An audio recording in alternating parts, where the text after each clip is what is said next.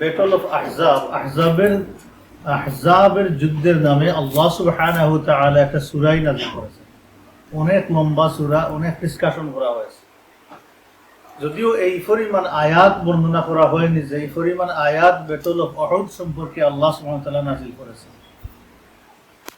Battle of Ahzab এটা ছিল চূড়ান্ত একটা যুদ্ধ মুসলমানদের জন্য। মুশরিকদের জন্য ছিল চূড়ান্ত প্রচেষ্টা ইসলামকে ধ্বংস করার জন্য।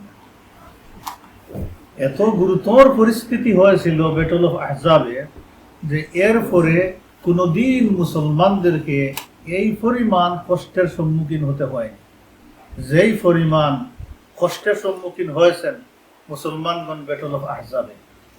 এর আগে আমরা জেনেছি ব্যাটল অফ উহুদে অনেক মুসলমানগণ শহীদ হয়েছেন, মুসলমানদের অনেক ক্ষয়ক্ষতি হয়েছে। আল্লাহ সুবহানাহু ওয়া তাআলা শুধুমাত্র সূরাত আলে ইমরানে ৬০টার মতো আয়াত নাযিল করেছেন ব্যাটল অফ উহুদ সম্পর্কে। কিন্তু ব্যাটল অফ আহজাব ভিন্ন। আহজাবের অর্থটা কি প্রথমে আমরা জানি। হিজবুন মানে দল, আহজাব মানে বহু দল, কনফেডারেটস, যে আরবের বহু গোত্র, বহু দল একসাথে হয়ে মদিনাকে ধ্বংস করার জন্য তারা এসেছিল। সূরাতুল আহজাবের প্রথম আয়াতটা পড়লেই বুঝতে পারবে। আল্লাহ সুবহানাহু ওয়া তাআলা ইরশাদ করতেছেন, ইয়া আইয়ুহান নাবিয়্যুত্তাকিল্লাহ, হে নবী তুমি আল্লাহকে ডরাও, আল্লাহকে ভয় করো। রাসূলের ভয়, আল্লাহ ভয় কি কম ছিল? আল্লাহ রাসূলের কম ছিল না। ওয়ালা তুতি'ল কাফিরিনা ওয়াল মুনাফিকিন, যে নবী তুমি আল্লাহকে ভয় করো আর কাফির মুনাফিকের কোনো অনুসরণ করিও না। আল্লাহ পাক আগামী সংবাদ দিলেন যে পরিস্থিতি খুবই ভয়াবহ হবে। অতএব নবী এই কঠিন পরিস্থিতির সময়েও তুমি শক্ত হয়ে দাঁড়িয়ে থাকবা। কোনো অবস্থায় কোনো প্রস্তাবে কাফির মুনাফিকের কোনো প্রস্তাবে আপনি রাজি হবেন না। যখন আপনি রাজি হবেন না সেটাই হবে ইত্তাকিল্লাহ, আপনার আল্লাহকে ভয় করা। পরে আয়াতে আল্লাহ পাক বলতেছেন, ওয়াত্তাবি' মা ইউহা ইলাইকা মির রাব্বিক, তুমি অনুসরণ করো তোমার রবের পক্ষ থেকে তোমার উপরে যে ওহী করা হয়েছে সেটারই তুমি অনুসরণ করো, অন্য কোনো কিছু অনুসরণ করিও না। ইন্নাল্লাহা কানা বিমা তা'মালুনা খাবীরা। তো আল্লাহ পাক নেক্সট আয়াতে বলতেছেন, নবী একটা জিনিস অনুসরণ করতে হবে, যেই জিনিসটা হচ্ছে কোরআন। আল্লাহ পাক যে ওহী করেছেন আপনার কাছে সেই ওহীর অনুসরণ করতে হবে। তাহলে তো কঠিন ওহীর উপরে অনুসরণ করা, কাফির মুনাফিকের অনুসরণ না করা, এটা কঠিন। আল্লাহ সুবহানাহু ওয়া তাআলা তার আয়াতে বলতেছেন, আল্লাহ পাক বলতেছেন, ওয়া তাওয়াক্কাল আলাল্লাহ, নবী আপনি আল্লাহর উপরে ভরসা করুন। ফাসসিরিনে কেরামগণ বলতেছেন এই সবগুলো লেসন উম্মতের জন্য। এমন ভয়াবহ কঠিন পরিস্থিতি যদি মুসলমানরা ফেস করে তাহলে মুসলমানদের খুব শক্তভাবে দাঁড়িয়ে থাকতে হবে আল্লাহর কিতাবের উপরে। এক নম্বর, আল্লাহ আল্লাহ রাসূলের আনুগত্য করতে হবে, জিরোতে নামানো যায়। আল্লাহর কিতাবের অনুসরণ করতে হবে আর আল্লাহর উপরে ভরসা করতে হবে। এই কয়েকটা মেসেজ আল্লাহ সুবহানাহু ওয়া তাআলা সূরা প্রথমে দিয়েছেন। আমরা ব্যাটল অফ আহজাবের ভিতরে ঢুকি, দেখি আল্লাহ কিভাবে আল্লাহ রাসূলকে ট্রেনিং দিয়েছেন, আল্লাহ রাসূল কিভাবে এই ব্যাটল মোকাবিলা করেছেন। খন্দকের যুদ্ধ সংগঠিত হয়েছে কত হিজরিতে? কারো মনে আছে? ৫ম হিজরির শাওয়াল মাসে সংগঠিত হয়েছে খন্দকের যুদ্ধ। উহুদের যুদ্ধের পরে ১ বছর, মোর দেন 1 ইয়ার, রাসূলুল্লাহ সাল্লাল্লাহু আলাইহি ওয়াসাল্লাম মদিনার ভিতরে এবং বাহিরে অনেক এক্সপেডিশন পাঠিয়েছেন, নিজেও গিয়েছেন। অভিযান পরিচালনার পরে মদিনার ভিতরে মুনাফিকরা কোণঠাসা হয়ে গিয়েছে, দুশমনি করার আর সুযোগ নাই। মুসলমানদের ভয়াবহ দুশমন বনু কুরায়যাকে, বনি নযীরকে এক্সাইল করা হয়েছে, হিউমিলিয়েট করে মদিনা থেকে বের করে দেওয়া হয়েছে। এখন থাকলো শুধু বনু কুরায়যা। বনু কুরায়যা ছিল বনি নযীরের চাইতে উইক, দুর্বল। তাদের এমন শক্তি সাহস ছিল না যে মুসলমানদের বিরুদ্ধে তারা দাঁড়াবে। বনি নদীরকে যখন এক্সাইল দেওয়া হয়, বের করে দেওয়া হয় মদিনা থেকে, তখন তাদের সমস্ত বড় বড় লিডার হুয়াই ইবনে আখতাবের নেতৃত্বে তারা বনু কুরাইজাতে গিয়েছিল, আর সাধারণ পাবলিক সেখান থেকে বের হয়ে মেজরিটি সিরিয়ার দিকে গিয়েছিল। আমরা আগের আলোচনাতে বলেছি। এখন এই ব্যাটলগুলো পরিচালনার কারে শুধু মদিনার ভিতরে নয়, এর বাহিরেও রাসূলুল্লাহ সাল্লাল্লাহু আলাইহি ওয়াসাল্লাম বাহিনী পাঠিয়েছেন। আমরা আলোচনা করি দাওয়াতুল জান্দাল সহ অনেক অভিযান পাঠিয়েছেন, নাজদের দিকে পাঠিয়েছেন। এই সমস্ত অভিযানের কারণে আসলে আরবের সমস্ত বড় বড় গোত্রগুলো এবং ছোট ছোট ট্রাইবগুলো তারা ভাবছিল যে তারা কুণ্ঠাসা হয়ে গেছে, তাদের অথরিটি খর্ব হয়ে গেছে, পাওয়ার প্রতিপত্তি তাদের চলতেছে না, মুসলমানদের দিন দিন বাড়তেছে, ভয়ে শঙ্কিত হয়ে গেছে। কিন্তু খেয়ে বের হবে যুদ্ধের জন্য মুসলমানদের বিরুদ্ধে, এই সাহস তো কারো নাই। কিন্তু ঘটনা ঘটাইল কারা দেখেন, আন্নাল ইয়াহুদা কানু যাকু আলওয়ানাম মিনাজ জিল্লাতি ওয়াল হাওয়ান। মুফাসসিরিনে কেরামগণ বলতেছেন এই মদিনার ইহুদিরা তারা কি পরিমাণ হিউমিলিয়েটেড হয়েছে, বেইজ্জত হয়েছে মুসলমানদের হাতে, তাদের এই মুসলমানদের প্রতি ধোঁকা, খিয়ানাত এবং মুআমারা, কনস্পিরেসির কারণে। এগুলো কন্টিনিউ করেছে, মুসলমানদের ভিতরে করেছে, বাহির থেকেও মুসলমানদের ক্ষতি করার চেষ্টা করেছে বহিঃশক্তিকে উদ্বুদ্ধ করে। কিন্তু ওলাম ইয়াফিকু, কিন্তু তাদের যে সেন্স হওয়া দরকার ছিল, এত হিউমিলিয়েশন হওয়ার পরেও তাদের সেই সেন্স হয়নি, তারা লেসন নেয়নি। তখন বর্তমান দুনিয়াতে দেখেন, তারা নিজেরাই জানে তাদের হিস্ট্রি, যতবারই তারা এই পৃথিবীতে মাথা খাড়া করেছে, আল্লাহ সুবহানাহু ওয়া তাআলা তাদেরকে হিউমিলিয়েট করেছেন। চিন্তা করেন, জার্মানি সে কি, কিন্তু কি পরিমাণ তাদেরকে মার দিল। পৃথিবীর ইতিহাসে, হিস্ট্রিতে যখনই ইহুদিরা দুনিয়াতে মাথা উঁচু করেছে, ফাসাদ হয়েছে এবং তাদের রক্তপাতের মাধ্যমে এটা শেষ হয়েছে। বর্তমানে দেখেন দুনিয়াতে ফাসাদ কারা করে, সারা পৃথিবীতে ফাসাদ কারা করতেছে, আমরা সবাই জানি, মুসলমানরাও জানে এবং মুসলিমরাও জানে, সবাই জানে কারা ফাসাদ করতেছে। আল্লাহ সুবহানাহু ওয়া তাআলা তাদের উপরে পানিশমেন্ট ছাড়বেন। সূরাতু ইসরাতে আল্লাহ সুবহানাহু ওয়া তাআলা বলেছেন এটা আসবে, ফাইনালটা আসবে তাদের উপরে। এই ইহুদিরা করলো কি এখন? ইহুদিরা মনে প্রাণে সব সময় মুসলমানদের চূড়ান্ত ধ্বংস কামনা করত। এই পরিমাণ ধ্বংস কামনা কোনো জাতি করত না। ইভেন মুশরিকিনরাও করলে এক পর্যায়ে থেমে যেত, কিন্তু তারা থামতো না। তারা মনে করতো তাদেরকে বিশ্বাস করে দিতে হবে। এই ষড়যন্ত্র তাদের মনের ভিতরে এটা ছিল সব সময়। তারা অপেক্ষা করতে লাগলো যে দেখি, আরবের তো কাতফান আছে, হুজাইল আছে, কুরাইশ আছে, বড় বড় ট্রাইবরা আছে, ওরা আসুক, আসে এদেরকে শেষ করে দেয়। তারা অপেক্ষা করতেছে, কিন্তু দেখলো কেউ আসতেছে না। তখন তারা করলো কি, তাদের ভিতরে এই আগুন, হিংসার আগুন জ্বলতেছিল। ইন দ্য মিন টাইম মুসলমানদের আল্লাহ সুবহানাহু মুসলমানদের সাহায্য করতেছেন, ইসলাম স্প্রেড হচ্ছে, শক্তিশালী হইতেছে। সেম টাইমে এটা ছিল তাদের জন্য সবচেয়ে আগুন জ্বলে পুরো মরতেছিল, অন্তরের ভিতরে আগুন দাও দাও করে চলতেছিল। কিন্তু এই কাওয়ারদের কোনো সাহস ছিল না যে তারা আসে মুসলমানদের সাথে যুদ্ধ করবে, এই সাহস তাদের ছিল না। তারা করলো কি, ওয়াশারাউ ফিত তাআমুর মিন জাদীদ আলাল মুসলিমিনা, তারা নতুন করে মিটিং করে কিছু ষড়যন্ত্র শুরু করলো। কি ষড়যন্ত্র শুরু করলো? যে সালমা ইবনে আবুল হুকাইক, হুয়াই ইবনে আখতাব, কিদানা ইবনে আবুল হুকাইকের নেতৃত্বে তারা 20 জনের একটা বাহিনী, বনু কুরাইজাতে যারা গিয়েছিল সেখান থেকে 20 জনের একটা বাহিনী তারা কমিটেড হয়ে বের হলো আরবে। সর্বপ্রথম কুরাইশদের কাছে আসলো, আসিয়া কুরাইশদের সাথে আলোচনা করলো, সেখানে কয়েকদিন থাকলো, এদেরকে বুঝাইলো যে তোমরা থাকতে পারবে না এই পৃথিবীতে যদি এখন এই মুসলমানদেরকে, মুহাম্মদকে যদি তোমরা ধ্বংস না করো। তোমরা তো কয়েকবার তাদের হাতে হিউমিলিয়েশন হয়েছো। এদেরকে বুঝাইলো তারা খুব ভালো করে, এবং তাকে অ্যাসিউরেন্স দিল যে তোমরা যদি বের হও তাহলে আমরা মদিনার ভিতর থেকে মারবো আর তোমরা বাহির থেকে মারবা। আর তোমরা এখান নয়, আরবের অন্যান্য জাতীয় বের হবে যদি তোমরা বের হও দিস টাইমে। এইভাবে তাদেরকে তারা বুঝাইতে লাগলো। ইয়াহরুদুনাহু আলা গাজওয়ির রাসূল সাল্লাল্লাহু আলাইহি ওয়াসাল্লাম, এক নম্বর। 2 নম্বর বলল যে তোমাদের সাথে আমাদের স্থায়ী বন্ধুত্ব হয়ে যাবে। 3 নম্বর তারা বলল যে তোমরা যুদ্ধে আসলে তোমাদের সাথে ওয়াদা যে আমরা তোমাদেরকে সাহায্য সহযোগিতা করব। এই 3টা প্রস্তাবের কারণে কুরাইশরা রাজি হয়ে গেল। তারা বলল হ্যাঁ আমরা রাজি আছি যুদ্ধ করতে, আসলে তো আমাদের ভবিষ্যৎ নাই, মুহাম্মদ মুসলমানরা শেষ করে দিচ্ছে, তাহলে আমাদেরকে বসে থাকার কোনো সুযোগ নাই।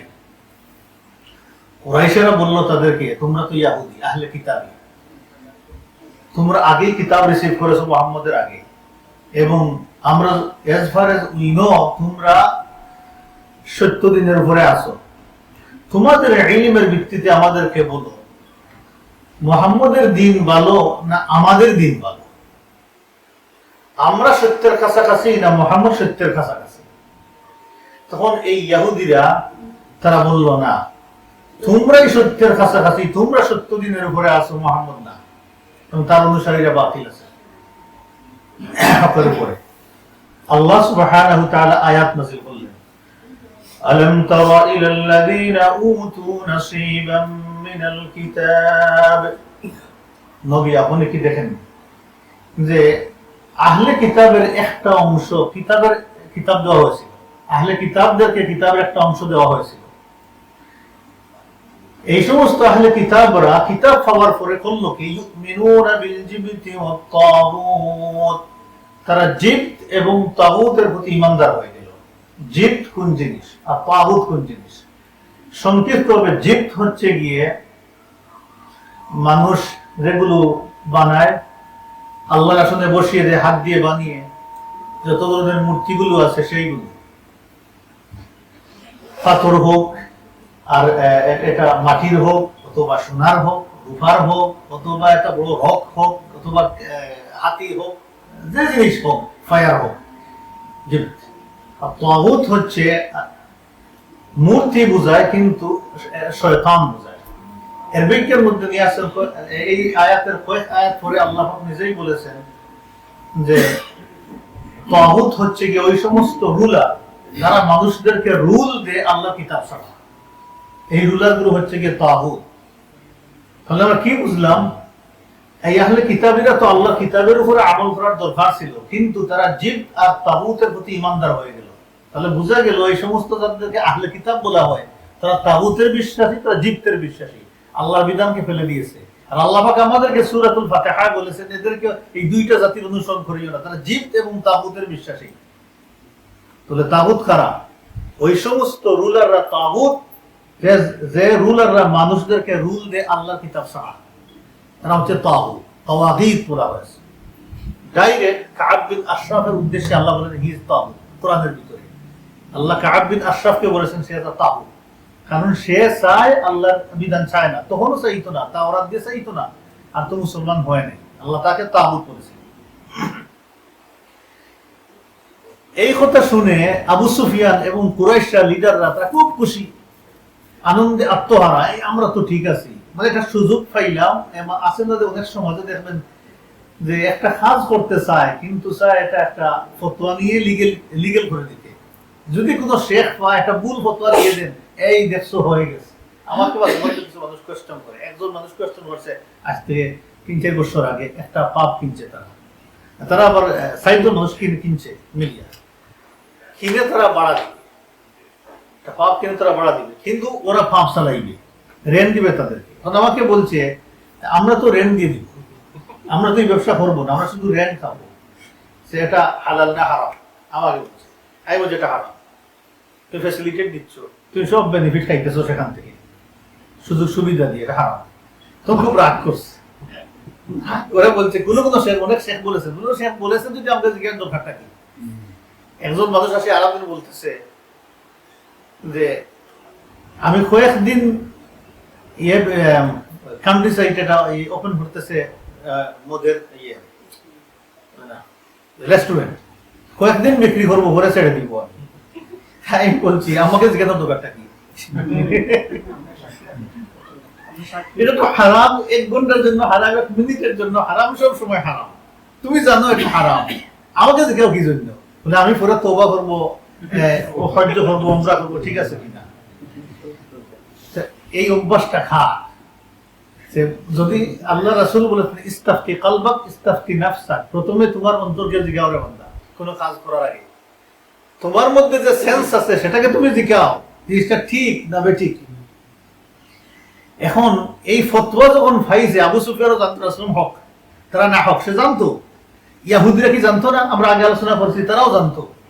জানিয়া বুঝিয়ে এই দুইটা জাতি ওদের শেখ হয়ে গেল। এরা কোনোদিন শেখ মানে না এদেরকে, কিন্তু দেখেন এখন ইসলামের বিরুদ্ধে ওরা ওদের শেখ হয়ে গেছে, ফতোয়া নিয়ে নিল এবং এই ফতোয়া সাধারণ পাবলিক যারা বুঝে না এদের মধ্যে স্প্রেড করে দিয়ে সুযোগ পাইল, এই বের হও যুদ্ধের জন্য।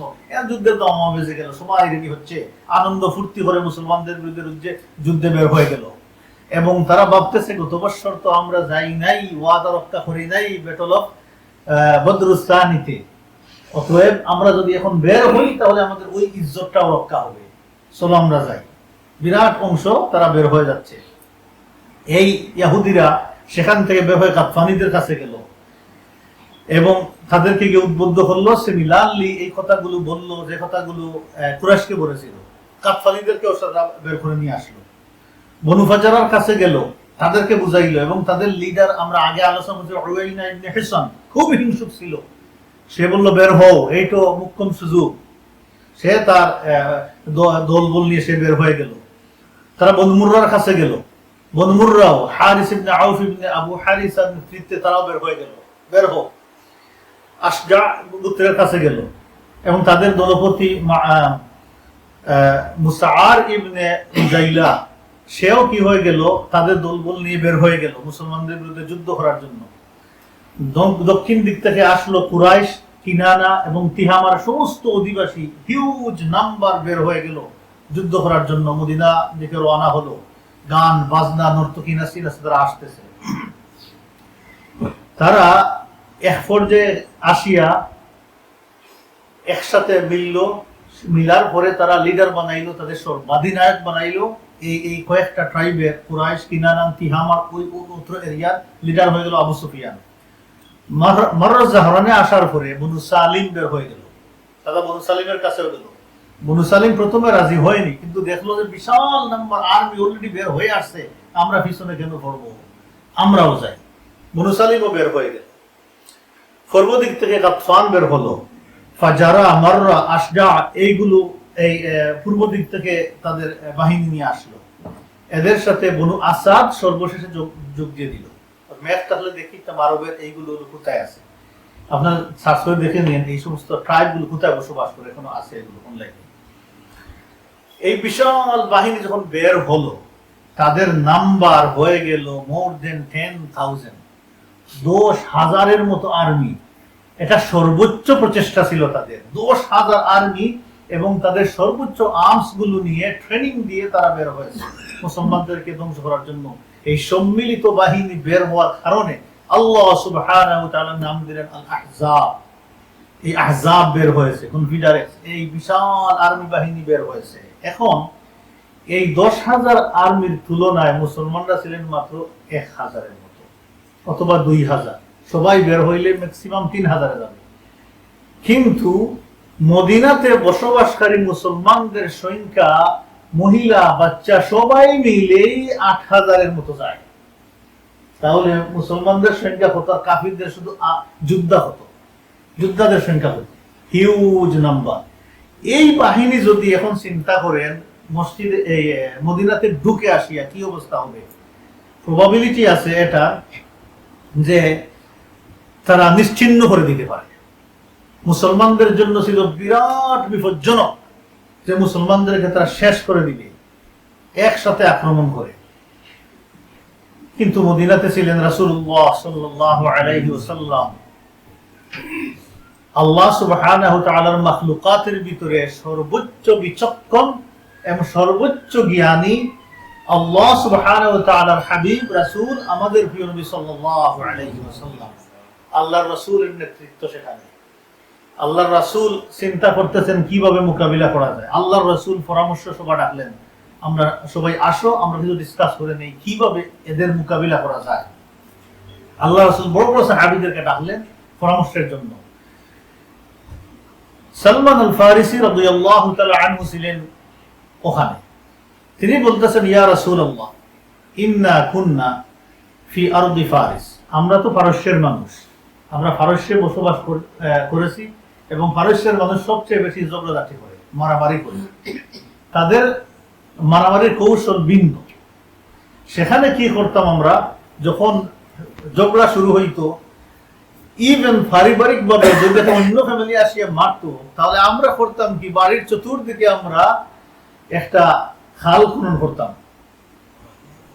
যাতে আমাদেরকে অ্যাটাক করতে না পারে। আমরা প্রোটেকশন হিসাবে এটা করতাম। এটা পারস্যে গেলে দেখা যায় এই স্মৃতিগুলো, সেখানে তারা এই কাজগুলো করতো। আমরা দুশ্মনদের থেকে আমরা এইভাবে নিজেদেরকে রক্ষা করতাম। তো রাসূলুল্লাহ সাল্লাল্লাহু আলাইহি ওয়াসাল্লাম বিষয়টা খুব চমৎকার হিসাবে নিলেন। সবার কথা শুনেছেন, কিন্তু উনার কথাটাকে একটু ডিফারেন্টলি রাসূলুল্লাহ সাল্লাল্লাহু আলাইহি ওয়াসাল্লাম নিলেন। কিন্তু হতে পারে অনেকের মনে যে মদিনার চতুর্দিকে কিভাবে খনন করা যায়, এত পাথর, মাটি কোথায়, এটা তো চিন্তার বিষয় আছে। এই পরামর্শটা ছিল চমৎকার এবং প্রজ্ঞাপূর্ণ পরামর্শ ছিল প্রোটেকশনের জন্য। লাম তাকুন তা'রিফুহা আল-আরব ক্বাবলা যালিক, আরবরা যুদ্ধ বিগ্রহ করত, কিন্তু তারা এই যুদ্ধের কৌশল সম্পর্কে তারা অনভিজ্ঞ, তাদের কোনো জ্ঞান নাই, তারা জানতো না যে এইটা একটা সামরিক একটা কৌশল, সেই ব্যাপারে তাদের কোনো জ্ঞান ছিল না। এই সামরিক কৌশলটা রাসূলুল্লাহ সাল্লাল্লাহু আলাইহি ওয়াসাল্লাম অবলম্বন করলেন। মুসলমানগণ আল্লাহ রাসূলের এই প্রস্তাব দেওয়ার সাথে সাথে মুসলমান আল্লাহ রাসূল অনুমোদন করে দিলেন। সাহাবায়ে কেরামগণ রাজি হয়ে গেলেন যে আমরা এই কাজ করি এবং খনন করে দেই। রাসূলুল্লাহ সাল্লাল্লাহু আলাইহি ওয়াসাল্লাম 10 জন করে বাদ করলেন, টিম বানাইলেন। 10 জনের দায়িত্ব হলো 40 হাত খনন করা। এইভাবে রাসূল ভাগ করে দিলেন। একসাথে সারা খনন হচ্ছে। এখন এক দিক থেকে নয়, মানে দুই দিক থেকে খনন হইতেছে, মাঝখান থেকে হইতেছে, দুদিক থেকে হইতেছে খনন। তাহলে কয়জন সাহাবী দিলেন 40 হাতের জন্য? 10 জন সাহাবীর দায়িত্ব হলো 40 হাত খনন করা। এখন আমরা এখান থেকে দেখি একটু যে কোন জায়গা খনন করেছেন। এখানে দেখেন, মদিনাটা ন্যাচারালি প্রোটেক্টেড ছিল। আল্লাহ সুবহানাহু ওয়া তাআলা ন্যাচারালি প্রোটেকশন দিয়েছেন মদিনাকে। আল্লাহর হাবিবের জন্য যে এই জায়গা আল্লাহ সুবহানাহু ওয়া তাআলা আগেভাগে রেডি করে রেখেছেন। তাওরাতেও তারা বর্ণনা পেয়েছে, জাবুরে বর্ণনা পেয়েছে, আল্লাহর প্রতিটা কিতাবে বর্ণনা পেয়েছে। দেখেন, এইটা ছিল হাররাতুল ওয়াকাম। এত রকি হিল এরিয়া ছিল যে কোনো আর্মি, পৃথিবীর কোনো আর্মি মার্চ করতে পারবে না, এখনো পারবে না। এই এরিয়া ক্রস করা সম্ভবই না। এদিকে হাররাতুল ওয়াবা, এই এরিয়াটা মানুষ তো বসবাস করা সম্ভবই না, শুধু আরবিও মার্চ করা সম্ভব না। আল্লাহ একটা প্রোটেকশন দিয়ে দিয়েছেন ন্যাচারালি। জাবালুন আসির, এখানে একটা বড় হিল আছে, সেটা থেকে মানুষ যায় না, পশু যায় কিনা আল্লাহ ভালো জানেন, কিছুই নেই, সেটা কেউ যায় না। তারপরে আছে পাশে আবার জঙ্গল, খেজুরের বাগান। এইগুলো জঙ্গল এবং খেজুরের বাগান, এগুলো মার্চ করা কিন্তু আর্মির পক্ষে সম্ভব না। তারপরে এই মাউন্টেন একটা আছে এখানে, পুরা এই সাইডটা খাবার হয়ে গিয়েছে। এই জাবালুন আসিরের একাংশ পুরো খাবার হয়ে গেছে। এই অংশ ক্রস করে এই কুবার নিয়ে গেলে আপনারা দেখবেন ওদিকে বিশাল পাহাড়, আর কিছুই নাই। এই দিক থেকে মার্চ করে আসা কোনো আর্মির পক্ষে সম্ভব না। এখানে দিকে যাওয়া যায়, সুযোগ আছে মদিনাতে ঢুকার। কিন্তু এখানে বসবাস করছে বনু কুরাইজা। বনি নদীর ছিল এখানে, সেখান থেকে তাদেরকে বের করে দেওয়া হয়। বনু কুরাইজা ঠিক লগিয়ে এখানে। বনু কুরাইজা এলাও করবে না তাদের এই অংশটা মার্চ করে কোনো আর্মি যাওয়ার জন্য, কারণ বনু কুরাইজার সাথে মুসলমানদের ডাইরেক্ট চুক্তি ছিল। তারা তো এটা এলাও করতে পারে না। হ্যাঁ, ষড়যন্ত্র করতেছে, কিন্তু এলাও করতে পারবে না ডাইরেক্টলি। ইন ফেক যদি মুসলমানরা এটা অ্যাটাক শুরু করে দেয় তাদের ওদিক থেকে, এই জন্য তারা এই কাজ করবে না। এবং এটা সহজও না, কারণ এখানে আবার জঙ্গল আছে, আবার ঘন খেজুর বাগানে এটা ভর্তি, এদিক থেকে সম্ভব না তাদের। তাহলে কি হয়ে গেল? জি জি জি জি জি জি, তারা পাঠ, আল্লাহ রাসূলের অংশ।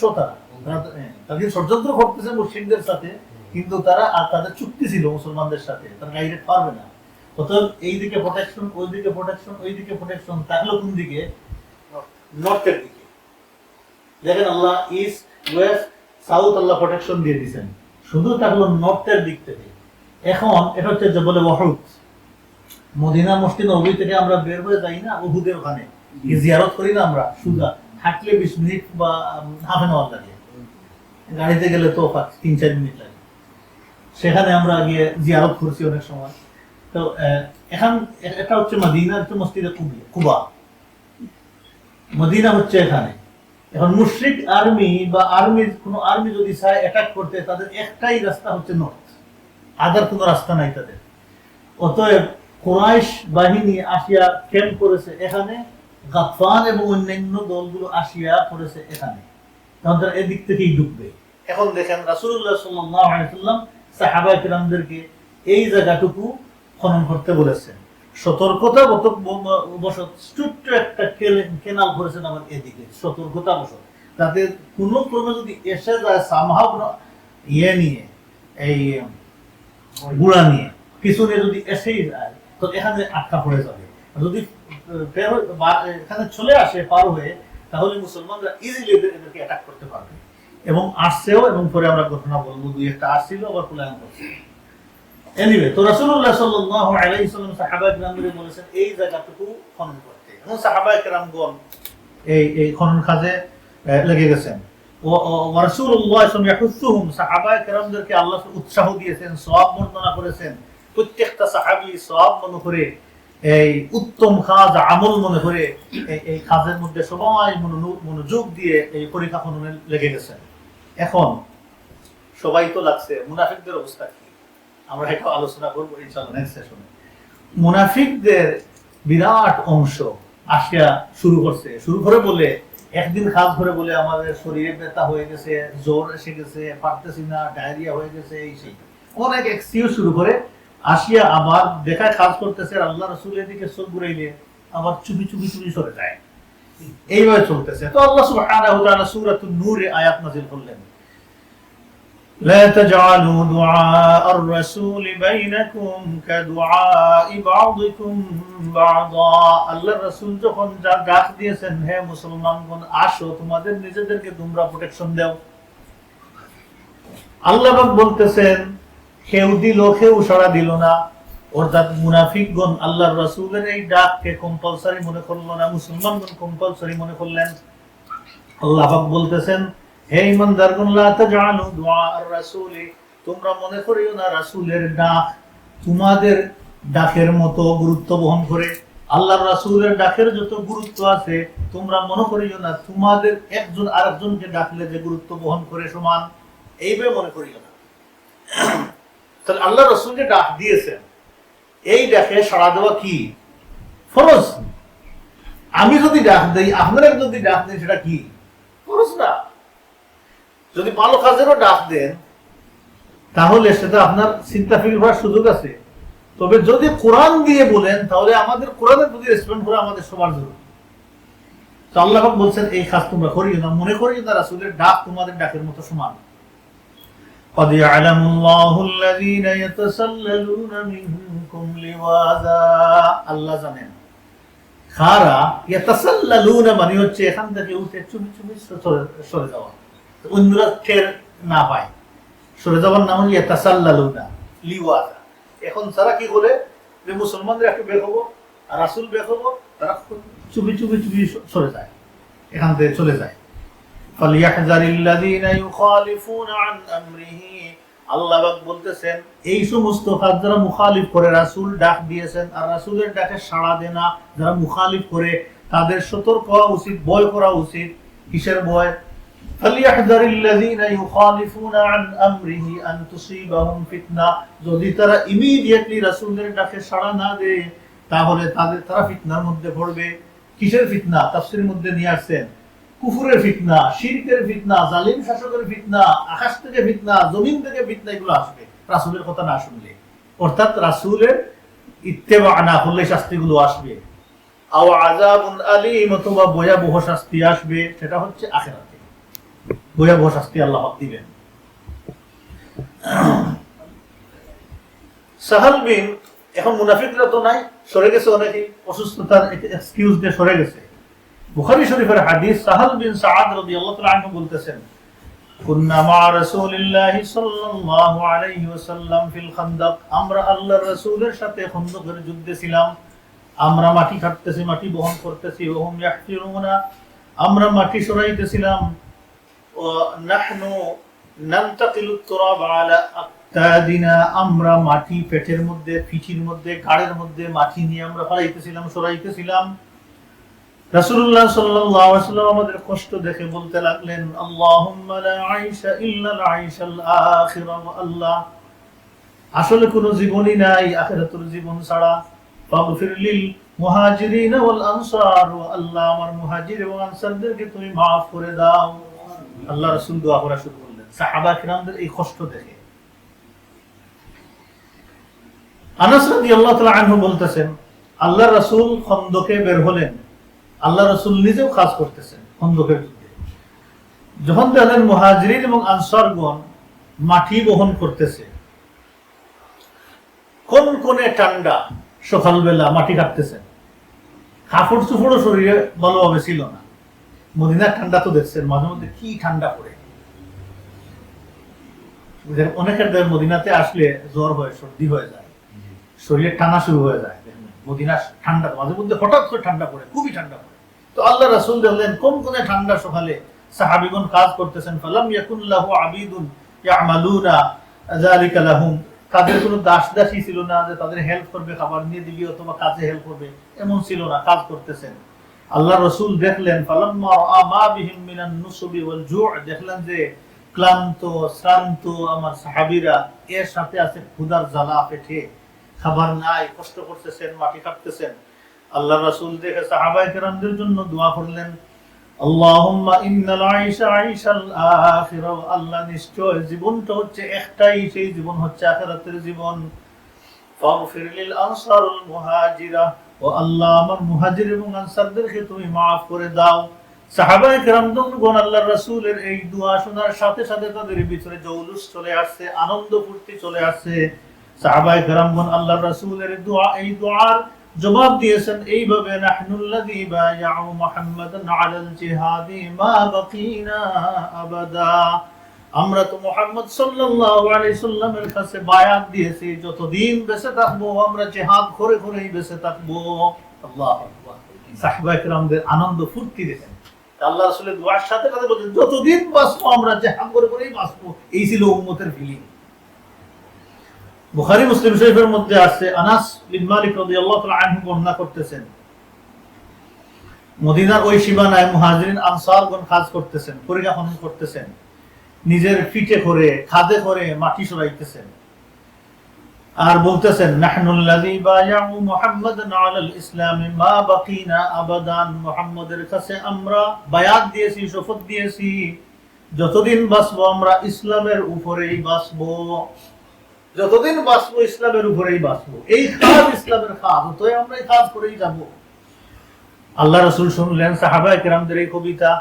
আল্লাহ রাসূল তাদের জবাবে বলতেছেন, আল্লাহুম্মা লা খায়রা ইল্লাল খায়রাল আখিরা, আল্লাহ কোনো ভালো নাই আখিরাতের ভালো ছাড়া, কোনো ভালো নাই ও আল্লাহ, যা ভালো আছে সব আখিরাতেই ভালো আছে। ফাবারিক ফিল আনসারুল মুহাজির, অতএব আল্লাহ আমার মুহাজির এবং আনসারদের উপরে আল্লাহ তুমি বরকত নাজিল করো। সুবহানাল্লাহ। আল্লাহ রাসূলের দোয়া পাইতেছেন আর কাজ করতেছেন, পেটে খানি নাই, ক্লান্ত শ্রান্ত কিছুই নাই, আল্লাহ রাসূলের মুখের দিকে তাকাইয়া সব বিসর্জন দিয়ে দিচ্ছেন। আল্লাহু আকবার। আনাস বিন মালিক রাদিয়াল্লাহু তাআলা আনহু বলতেছেন, পরীক্ষা খননের সময় একটা কন্টেইনারে সামান্য খাবার আনা হইতো, সামান্য খাবার আনা হতো, যেমন খেজুর বা ইত্যাদি কিছু আনা হইতো। তো একদিন আনা হয়েছে যে কিছু গেউ, জবের কিছু গেউ আনা হয়েছে, অত ভালো করে ইয়ে নাই, গুড়ি না, ভালো না, এগুলো গ্রাইন্ড ভালো করে হয় নাই। এখন কি দিয়া খাবে? আনা হয়েছে চর্বি, তাও এটা দুর্গন্ধময় পোষা, সেইটা লাগাইয়া সাহাবায়ে কেরামগণ খাবার শুরু করছেন, গোলার মধ্যে আটকে যায়, আমাকে খাইতে পারেন না, খুব কষ্ট করে সেগুলো খাইছেন, খাইয়া একটু শরীর খাড়া হয়েছে, আবার কাজের মধ্যে জয়েন করেছেন।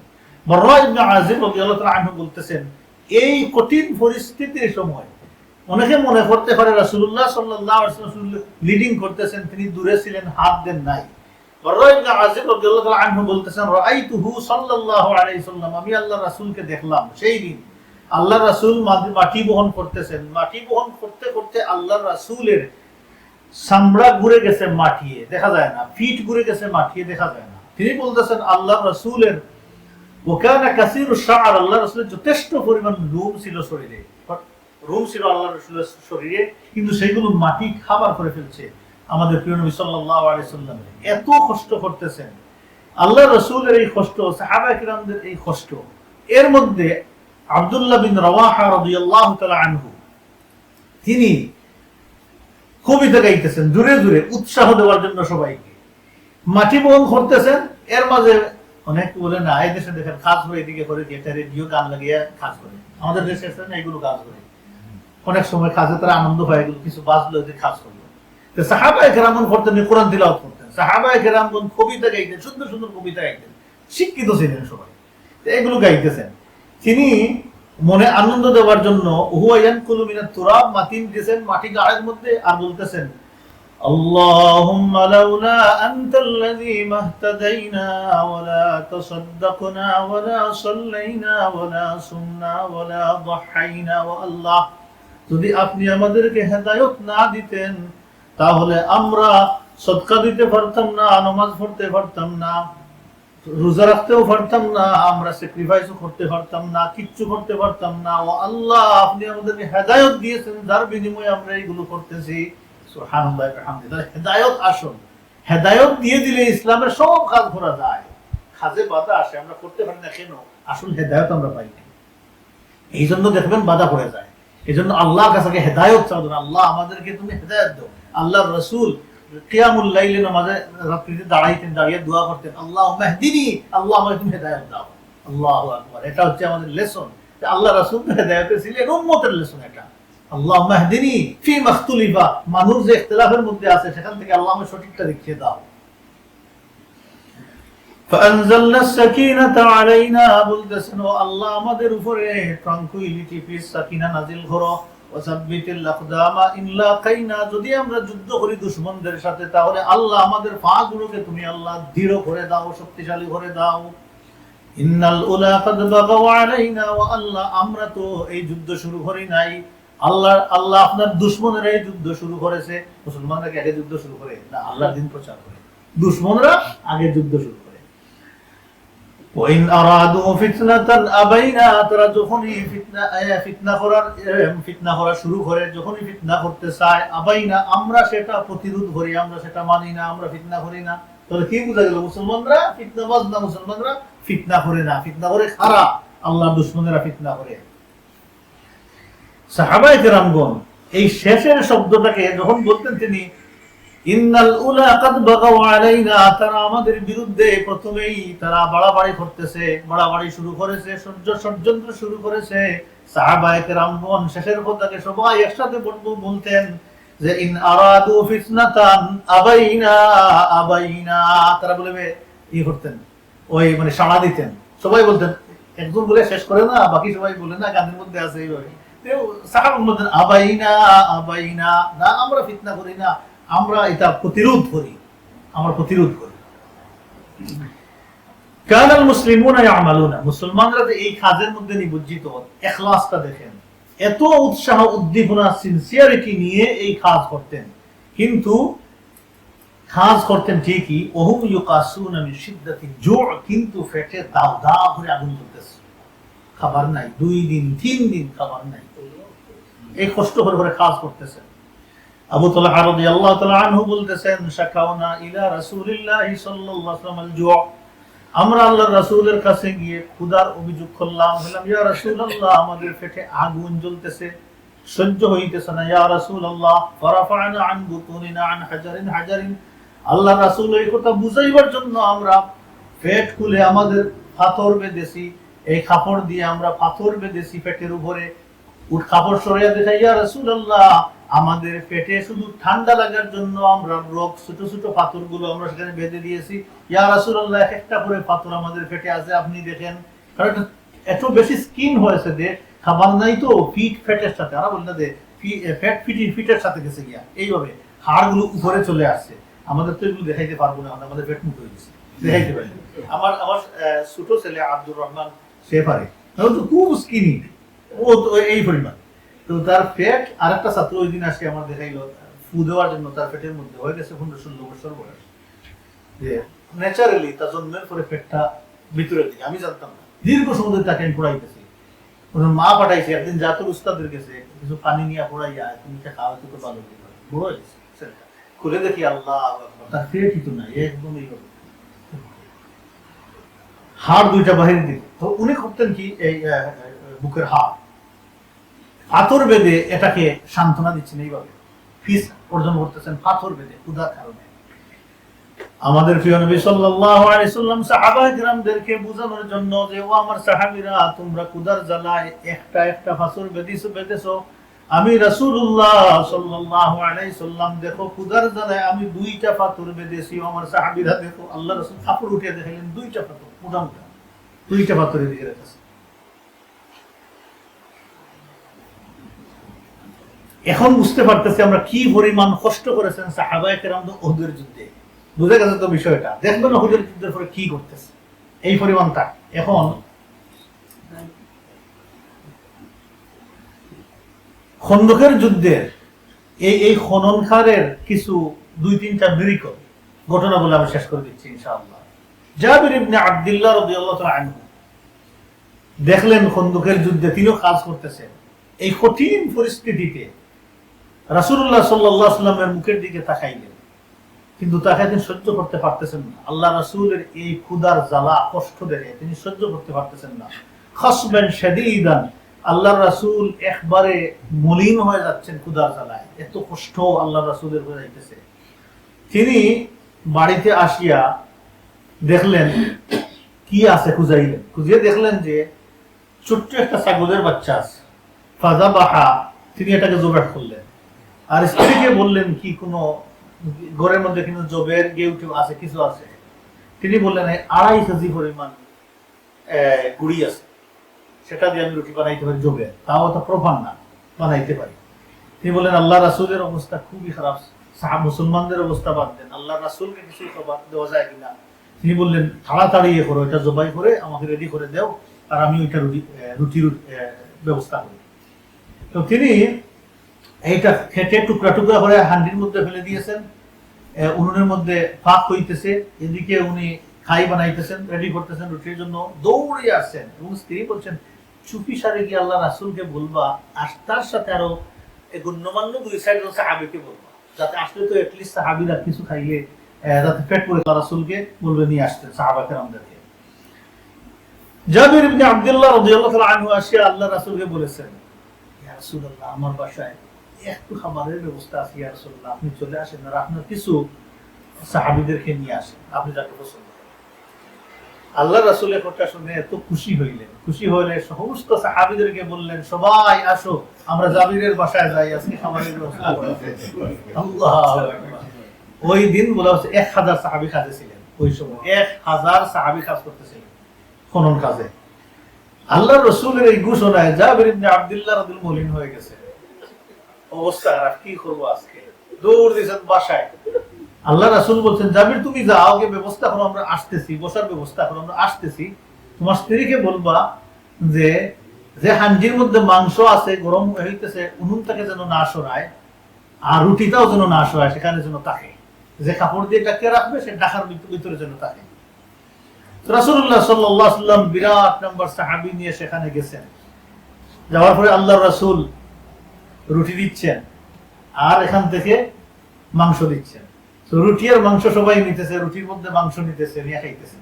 আল্লাহ রাসূল দিতেছেন, খাইতেছেন, সবাই খাওয়া শেষ। 1000 সাহাবী পেট পুরে খেয়েছেন। ফাকামান নবী সাল্লাল্লাহু আলাইহি ওয়াসাল্লাম, আল্লাহর রাসূল সমস্ত সাহাবাদেরকে সেখানে নিয়ে গেছেন। ফাআকালু মিন যালিকা তুআম শাবিউ, শুধু খান নাই, শাবিউ তৃপ্তি সহকারে খেয়েছেন, সবাই পেট পুরে খেয়েছেন। আল্লাহর রাসূল স্টিল এই মাংসটা উনুনের উপরে রেখেছেন, স্টিল মাংসটা বয়েলিং হইতেছে, উতরাইতেছে, আর রুটি গরম হচ্ছে, আল্লাহ রাসূল দিতেছেন। সমস্ত সাহাবী খাইছেন, আল্লাহর রাসূল খাইছেন, আল্লাহ রাসূল বলেছেন তোমার ফ্যামিলি মেম্বারদেরকে খাওয়াও, সবাই খাইছেন, তারপরে সেম পরিমাণ রুটি এবং মাংস রয়ে গেছে, আল্লাহ রাসূল যাবি তোমার প্রতিবেশীদেরকে খাওয়াই দেবে। আল্লাহু আকবার, তারপরে শেষ হয়েছে। এটা বারাকা। 2 নম্বর, নু'মান বিন বাশির রাদিয়াল্লাহু তাআলা আনহু সিস্টার, তিনি সামান্য খেজুর নিয়ে গেছেন উনার পিতার জন্য আর উনার খালুর জন্য। ওরা খুব কষ্ট করতেছে, সামান্য কন্টেইনারের ভিতরে সামান্য খেজুর নিয়ে গেছেন সেখানে। আল্লাহ রাসূলের ফাঁসতে যাইতেছে, আল্লাহ ডাকতে, তোমরা কি বলে আমার আব্বার জন্য আর খালুর জন্য কিছু খেজুর নিয়ে আসছে, নিয়ে আসো আমার কাছে। তা আল্লাহ রাসূল নিয়ে নিছে, নিয়ে খেজুরটা একটা কাপড়ের মধ্যে রেখে চড়াই ছিটিয়া রেখে দিয়েছেন। বলছেন সমস্ত সাহাবীদেরকে ডাকো আসতে। সাহাবায়ে কেরাম খুশি হয়ে এসে খেজুর পেয়েছেন, আল্লাহু আকবার, চট চট করে খাওয়া শুরু করেছেন। খাইতেছেন কিন্তু কমতেছে না, সব সাহাবায়ে কেরাম পেট পুরো খেজুর খাইছেন। তারপরে ওই যে খেজুরটা মূলে ছিল ক্যাপিটাল সাপ, ওইটা রয়ে গেছে, পুরাটাই খেজুর রয়ে গেছে সেখানে। সাহাবায়ে কেরাম 50 সহকারে খেয়েছেন। 3 নম্বর ঘটনা বুখারী শরীফের মধ্যে আছে, জাবির ইবনে আব্দুল্লাহ রাদিয়াল্লাহু তাআলা আনহু বলতেছেন, খন্দকের যুদ্ধের দিন আমরা মাটি বহন করতেছি, মাটি কাটতেছি, এমন সময় খেদিয়াতুন শাদীদা, বড় ধরনের একটা পাথর পড়ে গেল ওই আমাদের খাটালুয়েতে, কিন্তু আমরা অনেক চেষ্টা করে সেটা ভাঙতে পারলাম না। 100 তুলা দিয়ে নেওয়ার মতো আমাদের ক্ষমতা নাই, পারলাম না। আমরা ব্যর্থ হয়ে আল্লাহ রাসূলের কাছে গেলাম।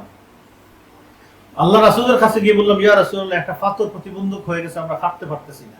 আল্লাহ রাসূল, আনা নাজিলুন, আমি আসতেছি তোমার কাছে। আল্লাহ রাসূল সেখানে গেলেন। সুম্মা কামা ওয়া বাতনুহু মা'সুবুন বিহাজারিন, এমন সময় সাহাবায়ে কেরামদের খুব কঠিন পরিস্থিতি ছিল, আল্লাহ রাসূলের পেটে পাথর বাঁধা ছিল। এই অবস্থায় আল্লাহ রাসূল সেখানে গেলেন। আল্লাহ রাসূল সেখানে গিয়ে বললেন, আমাকে তোমরা শাবল দাও, অথবা আমাকে তোমরা দাও, কুদাল দাও, মি'ওয়াল বলা হয়েছে, কুদাল, এই জাতীয় কিছু একটা আমাকে দাও। আল্লাহ রাসূলকে দিলেন। ফাদরাবা, আল্লাহ রাসূল সেটা নিয়ে একটা বাড়ি দিলেন। বাড়ির সাথে সাথে একটা বর্ণনার মধ্যে আসছে দুলায় দূষরিত হয়ে উড়ে গেছে পাথর। অন্য বর্ণনার মধ্যে আসছে বাররা ইবনে আযিব রাদিয়াল্লাহু তাআলা আনহু বলতেছেন, খন্দকের যুদ্ধের দিন আমরা খনন করতেছি, এমন সময় বিরাট বড় পাথর পড়লো যে আমাদের কেউ সক্ষম হইলাম না সেই পাথর স্প্লিট করতে এবং মুভ করতে। ফাশতাকাইনা ইলা রাসূলিল্লাহি সাল্লাল্লাহু আলাইহি সাল্লাম, আমরা আল্লাহ রাসূলের কাছে গিয়ে অভিযোগ করলাম এই পাথরে। আল্লাহ রাসূল আসলেন এবং একটা কুদাল হাতে নিয়ে আল্লাহ রাসূল দরবা দরবাতান, আল্লাহ রাসূল বিসমিল্লাহ বলে একটা বাড়ি দিলেন। বাড়ি দেওয়ার সাথে সাথে এটার একটা অংশ ফেটে গেল এবং সেখান থেকে খুব জোরে বাড়ি পড়েছে। বাড়ি পড়ার সাথে সাথে আলো জ্বলসে উঠছে, বাড়ি মারার সাথে সাথে আলো জ্বলসাইছে। আলো জ্বলসানোর সাথে সাথে আল্লাহ রাসূল বলেছেন, আল্লাহু আকবার। সাহাবায়ে কেরাম তাকবীর দিয়েছেন, আল্লাহু আকবার। তাকবীর শেষ, আল্লাহ রাসূল বলেছেন, উতিতু মাফাতিহাশ শাম, আমাকে শামের মাফাতিহ, সমস্ত চাবিকাঠি দেওয়া হয়ে গেছে। শামের সমস্ত চাবিকাঠি আমাদেরকে দেওয়া হয়ে গেছে, আল্লাহ রাসূল আমাকে দেওয়া হয়েছে। ওয়াল্লাহি ইন্নী লা আনজুরু কুসুরুহাল হামর আস-সা, এই মুহূর্তেই আমাকে এই শামের বড় অট্টালিকা, এই লাল বিল্ডিং গুলো, গভর্নমেন্ট বিল্ডিং গুলো আমাকে দেখানো হয়েছে, এগুলো আমাদের। আল্লাহু আকবার। রাসূলুল্লাহ সাল্লাল্লাহু আলাইহি সাল্লাম দরবাতান সানিয়া, আবার বাড়ি দিয়েছেন বিসমিল্লাহ বলে। ফাকাতা আখার, আরেকটা অংশ ফেটে গেছে। আল্লাহ রাসূল আল্লাহু আকবার বললেন এবং বললেন, উতিতু ফারিস, আমাকে ফারস্যের চাবিকাঠি দেওয়া হয়ে গেছে, পারস্যের চাবিকাঠি আমাকে দেওয়া হয়ে গেছে। আল্লাহি ইন্নী আবসুরু কসরাল মাদাইন আবিয়াতুল আন, এই মুহূর্তে এখনই আমার কাছে এই পারস্যের সাদা সাদা গভর্নমেন্ট বিল্ডিং গুলো সবগুলো আমার হাতে চলে আসছে, আমি দেখে নিচ্ছি, আল্লাহ পাক আমাদেরকে দিয়ে দিয়েছে। সুম্মা দরাবা সালিসা, তৃতীয়বার আল্লাহ রাসূল বিসমিল্লাহ বলে যখন আঘাত করলেন, পুরা পাথর চূর্ণ বিচূর্ণ হয়ে গেল এবং আলো জ্বলসাইল। আলো জ্বলসানোর সাথে সাথে আল্লাহ রাসূল আল্লাহু আকবার তাকবীর দিলেন এবং বললেন, উতিতু মাফাতিহাল ইয়ামান, আমাকে ইয়েমেনের সমস্ত চাবিকাঠি দেওয়া হয়ে গেছে। আল্লাহি, আল্লাহর কসম, ইন্নী লা আবসুরু আবওয়াবা সানআ, আল্লাহর কসম আমি এখান থেকে এখনই দেখতেছি সানআর সমস্ত গেটগুলো আমি দেখতেছি কিভাবে আমরা দখল করতেছি সানআ। তাহলে 3 জায়গা, কোন কোন জায়গা বলেন তো? ইয়েমেন, ইয়েমেন, ইয়েমেন, সানআর ইয়েমেন। মুনাফিকরা তো কাজে অংশগ্রহণ করে নাই, দূর থেকে দেখতেছে, তামসা দেখতেছে, তারা বলতেছে ফিট বাঁচার জায়গা নাই, মাটি খাটিয়া বাঁচতে চায়। এখন এই বাহিনী থেকে বাঁচবে তারা, কোনো বাঁচার সম্ভবই না। আর তার উম্মতদেরকে সুসংবাদ দিয়ে ইয়েমেন দখল করবে, শাম দখল করবে, পারস্য দখল করবে। আল্লাহ সুবহানাহু ওয়া তাআলা আল্লাহর হাবিবের উপর নাযিল করেন, কুলিল্লাহুম্মা মালিকাল মুলক, নবী বলে দাও আল্লাহুম্মা ওয়া আল্লাহ মালিকাল মুলক, তুমি হচ্ছ কি মালিক, মুলকের মালিক। মুলকের মালিক কে? আল্লাহ। এই যে দুনিয়ার মালিক কে? আল্লাহ। দুনিয়ার মালিক অমুক তমুক অমুক কিং সমুক কিং এই নয়, দুনিয়ার মালিক হচ্ছেন আল্লাহ। তুতিল মুলকা মান তাশাউ ওয়া তানজিউল মুলকা মিম্মান তাশা, আল্লাহ যাকে চান তাকে ওই কিছু মুলক দান করেন। আল্লাহ যার কাছ থেকে চান টেনে টেনে মুলক আবার নেন। এই কাজ কে করেন? আল্লাহ। বিয়াদিকাল খাইর, কিন্তু কল্যাণই হচ্ছে আল্লাহ তাআলার হাতে। মুলকের সাথে কোনো কল্যাণের সম্পর্ক নাই, কল্যাণ হচ্ছে আল্লাহ তাআলার হাতে। বিয়াদিকাল খাইর ইন্নাকা আলা কুল্লি শাইইন কাদির, আল্লাহ হচ্ছেন সকল বিষয়ের উপর ক্ষমতাবান। ফাকানাল মুসলিমুনা, তাহলে মুনাফিকদের জবাব হয়ে গেছে। মুসলমানগণ দিনে মাটি কাটতেন, সারাদিন সকাল থেকে আসতেন ফজরের নামাজের পরে, আর মাগরিব হওয়ার পরে বাসায় চলে যাইতেন, গিয়ে একটু রেস্ট নিতেন, সারাদিন মাটি কাটতেন, আবার পরের দিন চলে আসতেন। এইভাবে এই মুশরিক আর্মিগুলো মার্চ করে মদিনাতে আসার আগেই সাহাবায়ে কেরামগণ এই কাজগুলো সম্পন্ন করে ফেলেছেন। যে মুশরিক আসার আগেই কাজ সুসম্পূর্ণ হয়ে গেছে, মুসলমানগণ রেডি হয়ে গেছেন। তাহলে বিষয়টা পরিষ্কার হয়ে গেল যে রাসূলুল্লাহ সাল্লাল্লাহু আলাইহি ওয়াসাল্লাম যে প্ল্যান করেছেন ডিফেন্সের জন্য, এটা ছিল এক সাইড। এখন মুশরিক মুসলমানগণ ভিতরে, মুশরিকগণ বাহিরে। এখন তারা আসে কিভাবে ক্যাম্প করলো, তারপরে কি ঘটলো, তারা এখানে কি ফেস করলো, আমরা নেক্সট সেশনে আলোচনা করব ইনশাআল্লাহ। সুবহানাকাল্লাহুম্মা ওয়া বিহামদিকা নাশহাদু আল্লা ইলাহা ইল্লা আনতা নাস্তাগফিরুকা ওয়া নাতুবু ইলাইক।